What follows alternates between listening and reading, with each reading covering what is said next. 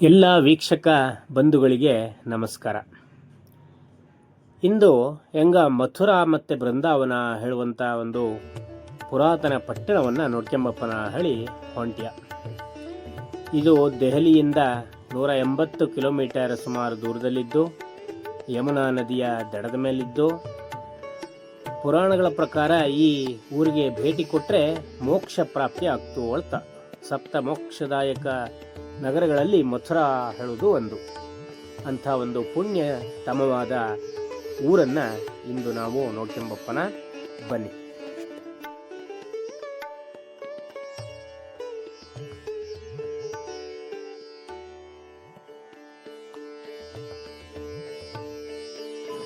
ಈಗ ದೋಣಿಯಲ್ಲಿ ಕೂತ್ಕೊಂಡು ಅಚ್ಚೆ ದಡಕ್ಕೆ ಹೋಗಿ ಮಿನ್ಕಂಬಪ್ಪನ ಹಳ ಹೊರಟಿದ್ಯಾ.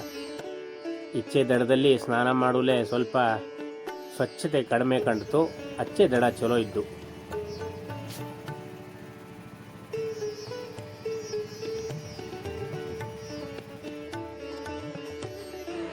ಈಗ ಆ ದಡಕ್ಕೆ ತಲುಪಿದ್ಯಾ. ಅಲ್ಲಿ ಸ್ನಾನ ಮಾಡಿ 5 ನಿಮಿಷ ಇಲ್ಲೆಲ್ಲ ನೋಡುವ, ನಡೆದಾಡ್ದವ. ಇಲ್ಲೆಲ್ಲ ಕೃಷ್ಣ ಪರಮಾತ್ಮ ತನ್ನ ಬಾಲ್ಯಕಾಲದಲ್ಲಿ ಆಟ ಆಡಿದಂಥ ಜಾಗ, ನಡೆದಾಡಿದಂಥ ಜಾಗ, ಪರಮ ಪವಿತ್ರವಾದ ಪಾದಧೂಳಿ ಬಿದ್ದಂಥ ಜಾಗ. ಇದು ತಪೋಭೂಮಿ. ಇಲ್ಲೊಂದು ಸಣ್ಣ ದೇವಸ್ಥಾನ ಇದ್ದು ಕೃಷ್ಣನ ಮೊದಲ ಗುರುಗಳಾದ ದುರ್ವಾಸ ಮಹರ್ಷಿಗಳು ಇವರು. ಇಲ್ಲಿ ಬಗ್ಗೆ ಸ್ವಲ್ಪ ವಿವರಣೆಯನ್ನು ಕೇಳುವ. ನಮ್ಮ ದೋಣಿ ಕರ್ಕೊಂಡು ಹೋದ और इसी के अंदर आज कंस रहता था, इसी वजह से बोला जाता है इसको कंस का महल। ये कंस की नगरी है मथुरापुरी। इस पार गोकुल इधर भगवान के गुरु का मंदिर था जो हमने दर्शन कराया आपको, दुर्वासा ऋषि। कृष्ण भगवान के प्रथम गुरु तो दुर्वासा ऋषि। कंस की नगरी है गोकुलपुरी है, कंस की नगरी है भगवान की नगरी। इधर भगवान ने वो जंगल लेकर आए ना, उधर गाय चराई है 11 साल की उम्र में कृष्ण भगवान ने। मथुरापुरी है कंस की नगरी है, गोकुलपुरी है भगवान की नगरी है, वो सामने वृंदावन है। जब भगवान ने रास रचाया। ಇಲ್ಲಿ ಮುಖ್ಯವಾದ ಘಾಟ್ ಹೆಸರು ವಿಶ್ರಾಮ್ ಘಾಟ್ ಹೇಳಿ. ಹಲವಾರು ಘಾಟ್ಗಳಿದ್ದು ಇಲ್ಲಿ. ಕಂಸನನ್ನ ಕೊಂದ ಮೇಲೆ ಕೃಷ್ಣ ವಿಶ್ರಾಂತಿ ತಗೊಂಡ ಜಾಗ ವಿಶ್ರಾಮ್ ಘಾಟ್. ವಿಶ್ರಾಮ್ ಘಾಟಿಂದ ಉತ್ತರಕ್ಕೆ 12 ಘಾಟ್ಗಳು, ದಕ್ಷಿಣಕ್ಕೆ 12 ಘಾಟ್ಗಳು, ಒಟ್ಟು 24 ಘಾಟ್ಗಳಿಲ್ಲಿ ಇದ್ದು.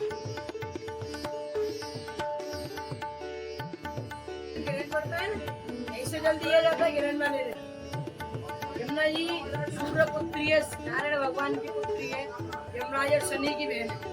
इस दिन ग्रहण पड़ता है, यहीं से जल दिया जाता है। ಒಂದೊಂದು ಘಾಟ್ಗಳಿಗೂ ಮಹಾ ಮಹಿಮೆ ಇದ್ದು, ಇಲ್ಲಿಂದ ನಾವು ಮೇಲೆ ಹತ್ತಿ ಮುಖ್ಯ ರಸ್ತೆಯಲ್ಲಿ ಬಂದರೆ ಎದುರುಗಡೆ ದ್ವಾರಕಾಧೀಶ್ ಮಂದಿರ ಹೇಳಿ ಒಂದು ಸುಂದರವಾದ ಹಳೆ ಕಾಲದ ಕೃಷ್ಣನ ದೇವಸ್ಥಾನ ಇದು.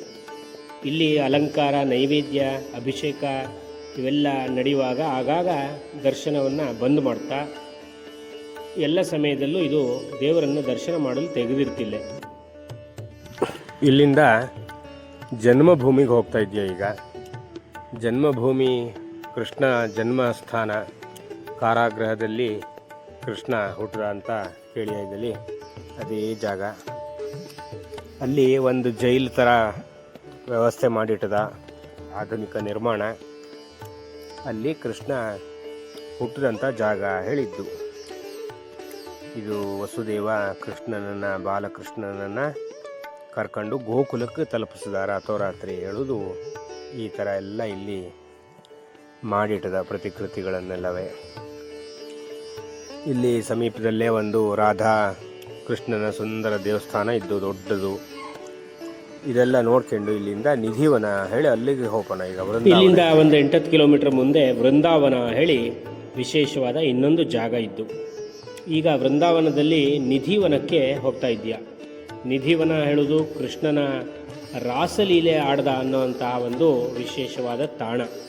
ಇಲ್ಲಿ ಇಂದಿಗೂ ಕೃಷ್ಣ ರಾತ್ರಿ ಕಾಲದಲ್ಲಿ ಭತ್ತ ಗೋಪಿಕೆಯರೊಂದಿಗೆ ಅವನು ವನವಿಹಾರ ಮಾಡ್ತಾ ಹೇಳಿ ನಂಬಿಕೆ ಭಕ್ತರದ್ದು.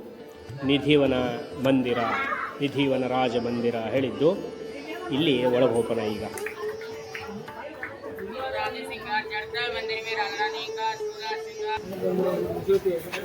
ಇಲ್ಲಿ ಹಿಂಗೆ ಒಂದು ದಾರಿ ಮಾಡಿದ್ದ, ಎರಡು ಬದಿಗೆ ಬಂದ್ ಮಾಡಿ ಕಬ್ಬಿಣದ ಸರಳ ಹಾಕಿ ತಂತಿ ಬೇಲಿ ಮಾಡಿ ಅತ್ಲ ಹೋಗಂಗಿಲ್ಲ ಇತ್ಲ ಹೋಗಂಗಿಲ್ಲ, ಒಂದೇ ರಸ್ತೆಯಲ್ಲಿ ಹೋಗ ನೇರ ಹೋಗ, ಅಚ್ಚಿಗೆ ಈಚೆಗೆ ಹೋಪಂಗಿಲ್ಲೆ.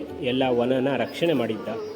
ಇಲ್ಲೆಲ್ಲ ನೋಡಿ ಹಳೇ ಕಾಲದ ಗಿಡಗಳು ಬೆಳೆದು ಬೇರುಗಳ ಥರ ಅದು ಬೆಳೆದು ನಿಂತದು. ತುಳಸಿ ಗಿಡಗಳು, ತಮಾಲ, ಅಶೋಕ, ಪಾರಿಜಾತ ಇತ್ಯಾದಿ ಹಲವು ಗಿಡಗಳು, ಕೃಷ್ಣನಿಗೆ ಪ್ರಿಯವಾದ ಗಿಡಗಳನ್ನೆಲ್ಲ ಇಲ್ಲಿ ಬೆಳೆಸಿದ್ದ. ಇದು ಒಂದು ರಕ್ಷಿತ ವನ. ಈ ಥರದ 12 ವನಗಳು ಈ ವೃಂದಾವನದ ಸುತ್ತಮುತ್ತ ವ್ರಜಭೂಮಿಯಲ್ಲಿ ಇದ್ದು ಹೇಳ್ತಾ, ಆ 12ರಲ್ಲಿ ಇದು ಒಂದು ನಿಧಿವನ ಹೇಳೋದು. ಉಳಿದ ವನಗಳೂ ಕೃಷ್ಣ ಓಡಾಡಿದಂತಹ ಲೀಲೆಯನ್ನು ತೋರಿಸಿದಂತಹ ಬೇರೆ ಬೇರೆ ವನ.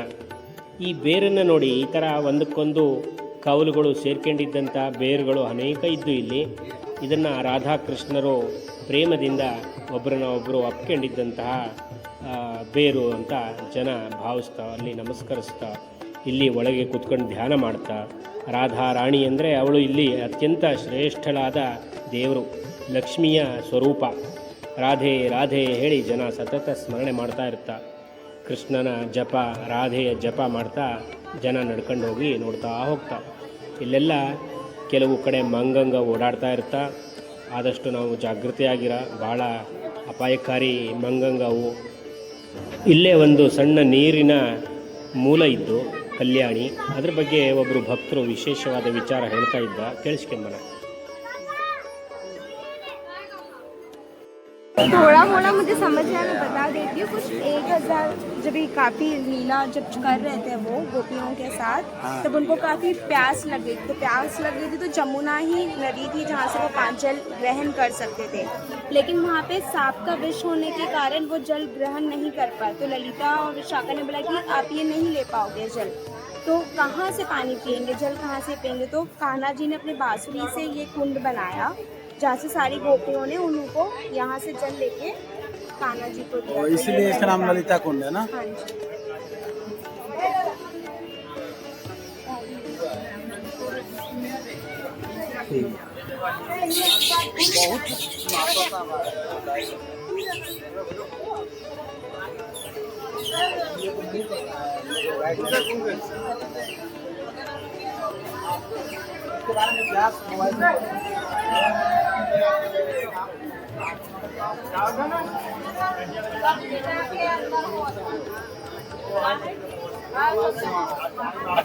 ಈ ಥರ ಇದು ಕೃಷ್ಣನ ಲೀಲಾ ವಿನೋದ ಭೂಮಿ. ಇಲ್ಲಿಯ ಒಂದೊಂದು ಮಣ್ಣಿನ ಕಣಕಣಕ್ಕೂ ಒಂದೊಂದು ಕಥೆ ಇದ್ದು, ಒಂದೊಂದು ಗಿಡ ಇದೆಲ್ಲ ಗೋಪಿಕೆಯರ ವಿಗ್ರಹಗಳು. ಇವೆಲ್ಲ ಕೃಷ್ಣನಿಗೆ ಪ್ರಿಯವಾದ ಸಖಿಯರು, ಗೋಪಿಕಾಸ್ತ್ರೀಯರು ಹೇಳ್ತಾ ಅವರು ವಿಗ್ರಹ ಮಾಡಿ ಇಲ್ಲಿ ಈ ರೀತಿ ಪ್ರತಿಷ್ಠೆ ಮಾಡಿದ್ದ. ಭಾಳ ಸುಂದರವಾದ ದೃಶ್ಯ, ಆನಂದವನ್ನು ತಪ್ಪಂಥ ಜಾಗ ಇದು.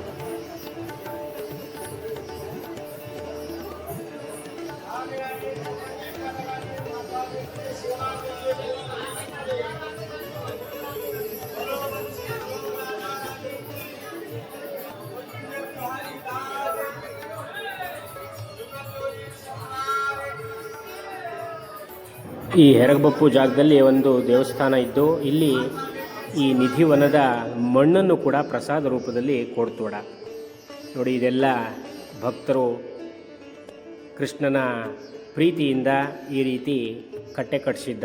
ಕೃಷ್ಣನಿಗಾಗಿ ಅವರವರ ಸೇವೆ, ಬೇರೆ ಬೇರೆ ಚಿತ್ರಗಳು, ಯಶೋಧ ಮಾತೆದು ಬೇರೆ ಬೇರೆ ಚಿತ್ರಗಳನ್ನು ಇಲ್ಲಿ ನೋಡ್ಬೋದು.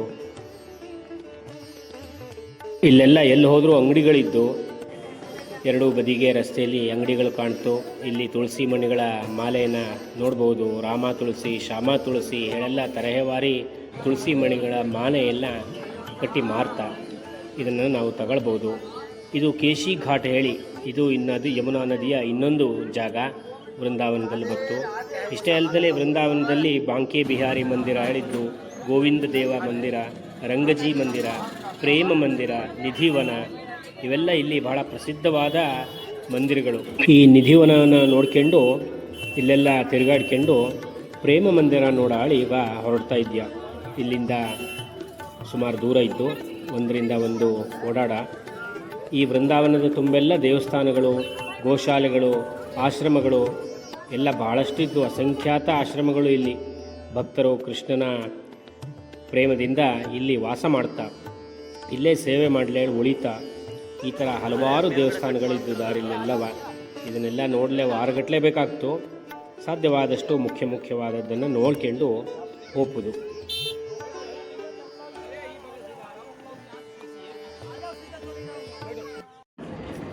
ದಾರಿಲೆಲ್ಲ ಈ ಥರ ಗೋಡೆಗಳಿಗೆಲ್ಲ ಕೃಷ್ಣನ ಜೀವನ ಚರಿತ್ರೆಗಳಿಗೆ ಸಂಬಂಧಪಟ್ಟಂಥ ಚಿತ್ರಗಳನ್ನು ಬಿಡಿಸಿದ್ದ. ಅಲ್ಲಲ್ಲಿ ಗೋಲೋಕಗಳು ಬತ್ತು. ವೃಂದಾವನ ಅಂದರೆ ವೃಂದಾ ಅನ್ನೋಳೊಬ್ಬಳು ಕೃಷ್ಣನ ಭಕ್ತೆ. ಅವಳಿಗೋಸ್ಕರ ಕೃಷ್ಣ ದರ್ಶನ ಕೊಟ್ಟದ್ರಿಂದ ವೃಂದಾವನ ಹೇಳಿ ಇದಕ್ಕೆ ಹೆಸರು ಬಂತು ಹೇಳಿ ಐತಿಹ್ಯ. ಕೃಷ್ಣ ಅಂದರೆ ಭಕ್ತಿ, ಕೃಷ್ಣ ಅಂದರೆ ಪ್ರೇಮ, ಕೃಷ್ಣ ಪ್ರಜ್ಞೆ ಹೇಳ್ತಾರೆ. ಭಕ್ತಿ ಮಾರ್ಗ ಹೇಳಿ ಅದರ ಹೆಸರು. ಕೃಷ್ಣನನ್ನು ಒಲಿಸುವುದಕ್ಕೆ ಒಂದು ಸುಲಭವಾದ ದಾರಿ ಏನಂದರೆ ಭಕ್ತಿ. ಕೃಷ್ಣನಿಗೆ ಭಕ್ತಿಯೇ ಮುಖ್ಯ. ಭಕ್ತಿಯಿಂದ ಒಂದು ತುಳಸಿ ದಳ ಕೊಟ್ಟರೂ ಅದು ನಮಗೆ ಹೇಳಿ ನಾವು ಭಾಗವತ ಇತ್ಯಾದಿ ಪುರಾಣಗಳಲ್ಲಿ ನೋಡ್ಬೋದು. ಎದುರುಗಡೆ ಇನ್ನೊಂದು ದೇವಸ್ಥಾನ. ಸುಂದರವಾದ ಸೂರ್ಯ ಅಸ್ತದ ಸಮಯ ಇದು. ಸಾಯಂಕಾಲ ಈ ಒಂದು ಸಂದರ್ಭ ನಯನ ಮನೋಹರವಾದ ಅಲೌಕಿಕ ಅನುಭೂತಿಯನ್ನು ಕೊಡ್ತಾ ಇದ್ದು ಇಲ್ಲಿ ವಾತಾವರಣ. ಈ ರಸ್ತೆಯಲ್ಲಿ ಸುಮಾರು ದೂರ ನಡ್ಕೊಂಡು ಹೋದರೆ ನಮಗೆ ಪ್ರೇಮ ಮಂದಿರದ ಪ್ರವೇಶ ದ್ವಾರ ಹೆಬ್ಬಾಗಲು ಕಾಣಿಸ್ತು. ಅಲ್ಲಿಗೆ ಹೋಗೋಣ ಈಗ. ನೋಡಿ, ಇದೇ ಪ್ರೇಮ ಮಂದಿರದ ಮುಖ್ಯ ದ್ವಾರ. ಇಲ್ಲಿ ನಾವು ಒಳಗೆ ಹೋದರೆ ಪ್ರೇಮ ಮಂದಿರ ಈ ರೀತಿ ಕಾಣ್ತದೆ. ಇದೇ ಪ್ರೇಮ ಮಂದಿರ. ಇದು ಎಷ್ಟು ಚೆಂದ ಇದ್ದು ಅಂದರೆ ಅತ್ಯದ್ಭುತವಾದ ಸೌಂದರ್ಯ ವಾಸ್ತುಶಿಲ್ಪ. ಇದು 2012ರಲ್ಲಿ ನಿರ್ಮಾಣಗೊಂಡದ್ದಾದ್ರೂ ಬಹಳ ಚೆಂದ ಇತ್ತು. ಇದು ಸ್ವಾಮಿ ಕೃಪಾಳುಜಿ ಮಹಾರಾಜ್ ಹೇಳುವವರು ಇದನ್ನು ಕಟ್ಟಿಸಿದ್ರಡ. ಇಲ್ಲೆಲ್ಲ ಜನ ಫೋಟೋ ಹೊಡ್ಕೊಂಬೋದು, ವಿಡಿಯೋ ಮಾಡ್ಕೊಂಬೋದು. ಅವರ ಉತ್ಸಾಹ ನೋಡ. ಇಲ್ಲೇ ಒಂದು ಭಾಗದಲ್ಲಿ ಈ ರೀತಿ ಕೃಷ್ಣ ಕಾಳಿಂಗ ಮರ್ದನವನ್ನು ಮಾಡಿದ ಪ್ರತಿಕೃತಿಯನ್ನು ಮಾಡಿದ್ದ. ಇಲ್ಲಿ ನೋಡ್ಬೋದು, ಇದು ಕಾಳಿಂಗ ಸರ್ಪ. ಮೇಲೆ ಕೃಷ್ಣ ನಿಂತು ನರ್ತನ ಮಾಡ್ತಾ ಇದ್ದ. ಸುತ್ತಮುತ್ತ ಎಲ್ಲ ಗೋಪಾಲಕರು, ಗೋಕುಲದ ಜನ ಎಲ್ಲ ಈ ಆಶ್ಚರ್ಯಕರವಾದ ದೃಶ್ಯವನ್ನು ನೋಡ್ತಾ ಇದ್ದ. ಪ್ರಾಣಿ ಪಶು ಪಕ್ಷಿಗಳೆಲ್ಲ ಇಲ್ಲಿ ಈ ಸಂದರ್ಭಕ್ಕೆ ನೆರೆದು ನಿಂತಿದ್ದ. ಇಂಥ ಒಂದು ದೃಶ್ಯವನ್ನು ಇಲ್ಲಿ ಈ ರೀತಿ ಚೆಂದ ಮಾಡಿದ್ದ.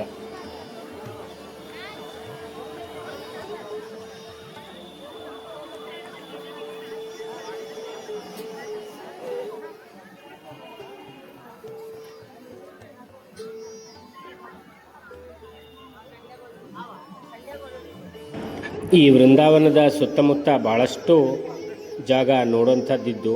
ಇಲ್ಲಿಂದ ಸುಮಾರು 30 ಕಿಲೋಮೀಟ್ರ್ ಹೋದರೆ ಗೋವರ್ಧನಗಿರಿ ಹೇಳಿ ಪ್ರಸಿದ್ಧವಾದ ಒಂದು ಪರ್ವತ. ಕೃಷ್ಣ ಆ ಪರ್ವತವನ್ನೆತ್ತಿ ಗೋಪಾಲಕರನ್ನೆಲ್ಲ ಕಾಪಾಡ್ದ ಮಳೆಯಿಂದ ಹೇಳಿ ಏನು ದೃಷ್ಟಾಂತ ಇದ್ದ. ಅದಕ್ಕೆ ಸಂಬಂಧಪಟ್ಟಂಥ ಗಿರಿ. ಅದರ ದಿಕ್ಕಿನಲ್ಲೇ ಬರ್ಸಾನ ಹೇಳೋದೊಂದು ಊರು. ರಾಧೆಯ ತವರು ಮನೆಯದು. ರಾಧೆಯ ತಂದೆ ವೃಷಭಾನು, ಅವನ ಊರದು. ರಾಧಾರಾಣಿ ಮಂದಿರ, ಅಲ್ಲಿ ವಿಶೇಷವಾದ ರಾಧೆಯ ದೇವಸ್ಥಾನ ಇದ್ದು ಸಾಮಾನ್ಯ ಇಲ್ಲಿಗೆ ಬಂದವೆಲ್ಲ ಅಲ್ಲಿಗೂ ಭೇಟಿ ಕೊಡ್ತಾ. ರಾಧೆ ಅಂದರೆ ಕೃಷ್ಣನ ಪ್ರಿಯ ಸಖಿ. ಇಲ್ಲಿ ಬೇರೆ ಬೇರೆ ವಿಗ್ರಹಗಳನ್ನು ಮಾಡಿಟ್ಟಿದ. ಈ ರೀತಿ ಗೋಕುಲದ ನಿವಾಸಿಗ ಅವರೆಲ್ಲ ಗೋಪಾಲಕರ ಸಂತಿಗೆ ಸೇರಿ ಕೃಷ್ಣ ಬಲರಾಮ ದನ ಕಾಯ್ತಾ ಇದ್ದಂತಹ ಚಿತ್ರಗಳು.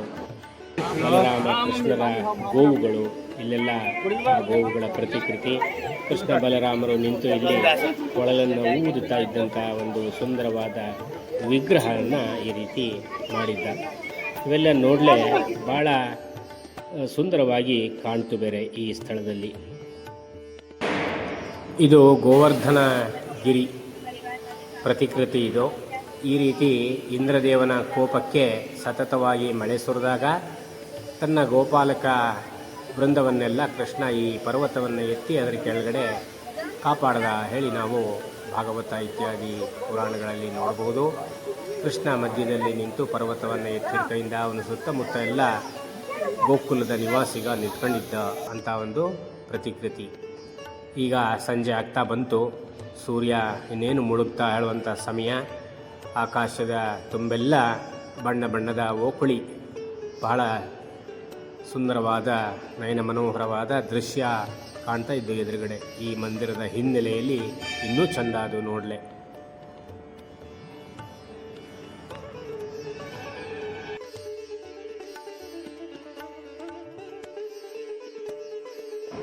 ಈಗ ಈ ಪ್ರೇಮ ಮಂದಿರದ ಒಳಾಂಗಣವನ್ನು ನೋಡ್ಕೊಂಬಪ್ಪನ. ಭಾಳ ಭವ್ಯವಾಗಿದ್ದು ಒಳಗೆ ನಾವು ಹೋದರೆ ಇವರೇ ಕೃಪಾಳುಜಿ ಮಹಾರಾಜ್ ಅವರ ವಿಗ್ರಹ. ಇಲ್ಲೆಲ್ಲ ಕೃಷ್ಣನ ಭಕ್ತರ ಕಥೆಯನ್ನು ಚಿತ್ರಣ ಮಾಡಿದ್ದ. ಗೋಡೆ ಮೇಲೆ ಕಂಬದ ಮೇಲೆ ಎಲ್ಲ ಆ ಕಥೆಯನ್ನು ಬರೆದಿಟ್ಟದ, ಚಿತ್ರಿಸಿಟ್ಟದ. ಭಾಳ ನೋಡುವಂಥ ಜಾಗ ಇದು. ವಿಶಾಲವಾದ ಪ್ರಾಂಗಣ, ಅಷ್ಟೇ ದೊಡ್ಡ ದೊಡ್ಡ ಕಂಬಗಳು, ಅದಕ್ಕೆ ರಚನೆಗಳು, ಮೇಲೆ ಒಂದು ಮಹಡಿ ಬೇರೆ ಇದ್ದು ಅಲ್ಲೂ ನಾವು ಹೋಗ್ಬೋದು. ಇಲ್ಲಿ ನರ್ತನವನ್ನೆಲ್ಲ ಪ್ರದರ್ಶನ ಮಾಡುವಂಥ ಜಾಗ ಇದು. ವಿಶೇಷವಾದ ನೃತ್ಯ ಪ್ರದರ್ಶನ ಇಲ್ಲಿ ನಡೀತಡ. ಭಾಳ ಚಂದನೆಯ ಜಾಗ ಇದು ನೋಡಿ. ಮೇಲೆಲ್ಲ ಕಾಣ್ತಾ ಇದ್ದು ಬಣ್ಣ ಬಣ್ಣದ ದೀಪಗಳನ್ನು ಅಳವಡಿಸಿದ್ದ. ಈ ಸಂಜೆ ಮೇಲೆ ಇದಕ್ಕೆ ದೀಪಾಲಂಕಾರ ಮಾಡ್ತಾ, ವಿದ್ಯುತ್ ದೀಪದ ಪ್ರದರ್ಶನ ಭಾಳ ಚಂದ ಇದ್ದು ಇದು. ಅದನ್ನು ನಾವು ನೋಡುವ ಈಗ. ಇಲ್ಲೆಲ್ಲ ಕೃಷ್ಣನ ಭಕ್ತರ ಚಿತ್ರಗಳು, ಕೃಷ್ಣನ ಉಪದೇಶ. ಇಲ್ಲೆಲ್ಲ ನೋಡಿ, ಗೋಕುಲದ ಬೃಂದಾವನದಲ್ಲಿ ಭಕ್ತಿಯಿಂದ ಕೃಷ್ಣನ ಭಜನೆಯನ್ನು ಮಾಡ್ತಾ ಸಾಗ್ತಾ ಇದ್ದ ಭಕ್ತರ ಚಿತ್ರ. 3D ಚಿತ್ರ ಆಳ್ತಾ ಇದಕ್ಕೆ. ಇದು ಸಾಕ್ಷಾತ್ ಅವೇ ನಿಂತ್ಕೊಂಡಿದ್ದಂಗೆ ಕಾಣ್ತು. ಕೃಷ್ಣನ ಭಕ್ತರು ಚೈತನ್ಯ ಭಗವಾನ್ ಹೇಳಿ ಪ್ರಸಿದ್ಧ ಭಕ್ತಿ ಪಂಥದ ಸಾಧಕರು. ಈಗ ಶುರುವಾತು ನೋಡಿ ಪ್ರೇಮ ಮಂದಿರ.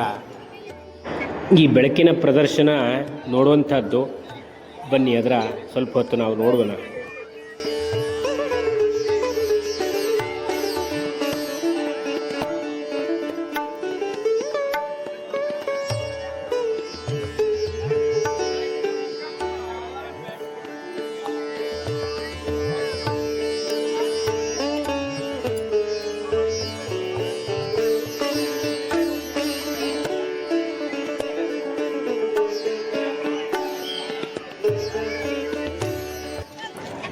ಈ ಮಥುರಾಕ್ ಬಪ್ಪುಲೆ ಭಾರತದ ಎಲ್ಲ ಊರುಗಳಿಂದ, ಮುಖ್ಯ ಪಟ್ಟಣಗಳಿಂದ ರೈಲು ಸಂಪರ್ಕ ಇದ್ದು, ಹತ್ತಿರದಲ್ಲಿ ಅಂದರೆ ಆಗ್ರಾ ವಿಮಾನ ನಿಲ್ದಾಣ ಅಥವಾ ದೆಹಲಿ ವಿಮಾನಕ್ಕೆ ಬಂದು ಅಲ್ಲಿಂದ ಮಥುರಾಗೆ ಬರ್ಬೋದು.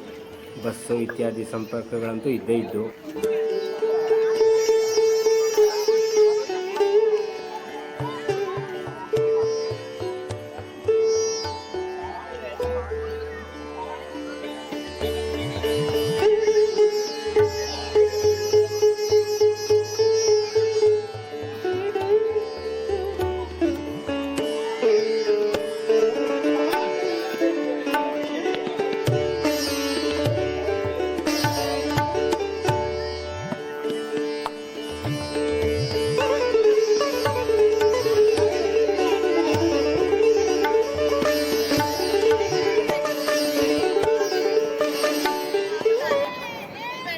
ವಿದ್ಯುತ್ ದೀಪ ಅಲಂಕಾರ ನೋಡ್ಕೊಂಡು ಇಲ್ಲಿಂದ ಹೊರಟಿಯ. ಈಗ ಈ ಮಥುರಾ ನಗರ ಹೇಳೋದು ಬಹಳ ಹಾಲಿನ ಉತ್ಪನ್ನಗಳಿಗೆ, ಸಿಹಿ ತಿನಿಸುಗಳಿಗೆ ಎಲ್ಲ ಪ್ರಸಿದ್ಧ. ಅದೆಲ್ಲವನ್ನು ನಾವು ಇಲ್ಲಿ ಆಸ್ವಾದಿಸಬಹುದು. ಬಹಳ ಸಂತೋಷದ ಆನಂದದಾಯಕವಾದ ಪ್ರವಾಸ ಇದೊಂದು.